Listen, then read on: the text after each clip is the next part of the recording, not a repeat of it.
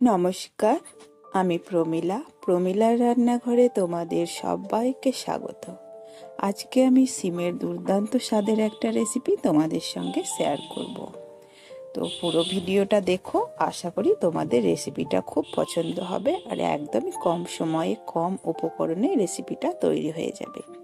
যারা সিম একদমই খেতে পছন্দ করে না তারাও কিন্তু এই রেসিপিটা পছন্দ করবে। তো দেরি না করে চলো শুরু করি আমার আজকের রেসিপি। আর রেসিপি পছন্দ হলে অবশ্যই সাবস্ক্রাইব করে পাশে থেকো। প্রথমেই কিন্তু সিমের রেসিপি বানানোর জন্য একটা মশলা তৈরি করে নেব। মিক্সির জারে নিয়ে নিচ্ছি আমি কালো সর্ষে 3 চামচ মতো। তোমরা চাইলে এখানে সাদা সর্ষে ব্যবহার করতে পারো। আর নিয়ে নিলাম 2 চামচ মতো পোস্ত। এখানে আমি 2টো শুকনো লঙ্কা দিচ্ছি, তোমরা চাইলে এখানে কাঁচা লঙ্কাও দিতে পারো। শুকনো লঙ্কা দিলে কালারটা বেশ ভালো হয়। আর 4-5 কোয়া রসুন দিয়ে অল্প একটু জল দিয়ে খুব সুন্দর একটা পেস্ট তৈরি করে নেব। চলো, পেস্টটা তো হয়ে গেছে। এদিকে গ্যাসের মধ্যে কড়াই বসিয়ে দিলাম আর কড়াইয়ের মধ্যে দিয়ে দিলাম সর্ষের তেল। সর্ষের তেল দিয়ে রান্নাটা করব। তেলের মধ্যে 1 চামচ কালো জিরে খুব সুন্দর করে ভাজা ভাজা করে নিলাম। এবার আমি দিয়ে দিলাম গোটা গোটা শিমের সিডটাকে ফেলে সুন্দর করে ধুয়ে নিয়েছি। আর শিমটাকে অবশ্যই কিন্তু দেখে নেবে, শিমের ভেতরে পোকা থাকে। এখন নাড়াচাড়া করে দিচ্ছি আর দিয়ে দেব লবণ আর হলুদ গুঁড়ো। অল্প একটু হলুদ গুঁড়ো দিলাম, স্বাদ মতো লবণটা দিব। এই রান্নাটা কিন্তু মিষ্টি মিষ্টি ভালো লাগে, খুব লবণ হলে ভালো লাগে না। একটু নাড়াচাড়া করে দিয়ে গ্যাসের ফ্লেমটাকে মিডিয়ামে রেখে ঢাকা দিয়ে 3 মিনিট মতো রান্না করে নেব। তো খুব সুন্দর করে নাড়াচাড়া করে ঢাকা দিয়ে দিলাম। ঠিক 3 মিনিট পরে ফিরে এসেছি, ঢাকাটা খুলে নিচ্ছি। এখন দেখো শিমটা খুব সুন্দর ভাজা ভাজাও হয়ে গেছে আর নরমও হয়ে গেছে। এই অবস্থায় কিন্তু আমি বেটে রাখা মশলাটা দিয়ে দেব। তার আগে একটু নেড়ে দিলাম। তো এখন মশলাটা দিয়ে দিচ্ছি। শুকনো লঙ্কা দেওয়ার কারণে মশলার কালারটা খুব সুন্দর এসেছে, রান্নার কালারটাও ভালো হবে, একদমই সাদা হবে না।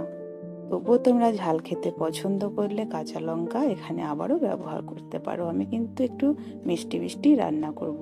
মশলাটা দিয়ে খুব ভালো করে কষিয়ে নিলাম। এখন কিন্তু ঢাকা দিয়ে আবারও আমি 1 থেকে 2 মিনিট স্লো আঁচে রান্নাটা করে নেব। মশলার কাঁচা গন্ধটা এতে করে চলে যাবে। ঠিক 2 মিনিট পরে আমি ঢাকাটা খুলে নিলাম। মশলাটা খুব সুন্দর কষানো হয়ে গেছে, কাঁচা গন্ধ চলে গেছে সর্ষের আর রসুনের। একটু নাড়াচাড়া করে দিলাম। এখন দিয়ে দেব জল। জল খুব বেশি দেব না, আমি মিক্সির জারটা ধুয়ে জলটা দিচ্ছি। মিক্সির মধ্যে অনেকটাই মশলা রয়ে গেছে। আর এই রান্নাটা একটু মাখো মাখো হবে, খুব ঝোল হবে না আর খুব শুকনোও হবে না। জল দিয়ে খুব সুন্দর করে মিশিয়ে নিলাম।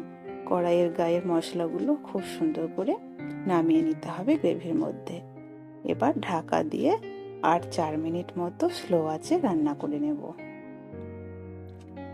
ঠিক 4 মিনিট পরে ফিরে এলাম, ঢাকাটা খুলে নিলাম। রান্না একদম রেডি হয়ে গেছে। আজকে আমি বানালাম শিম পাতুরি। একটু নাড়াচাড়া করে দিলাম। এখন গ্যাস অফ করে দেব।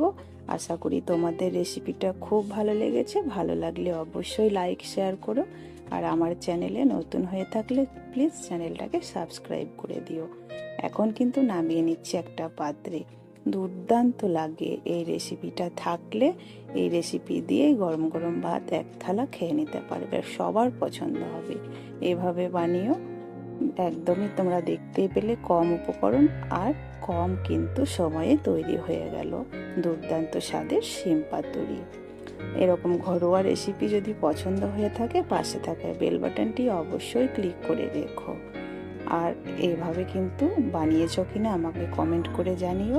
আবারও বলছি, আমার চ্যানেলে নতুন হয়ে থাকলে চ্যানেলটাকে প্লিজ সাবস্ক্রাইব করে এভাবেই পাশে থেকো। আজকে এই পর্যন্তই, দেখা হবে পরের ভিডিওতে। ভালো থেকো, সুস্থ থেকো।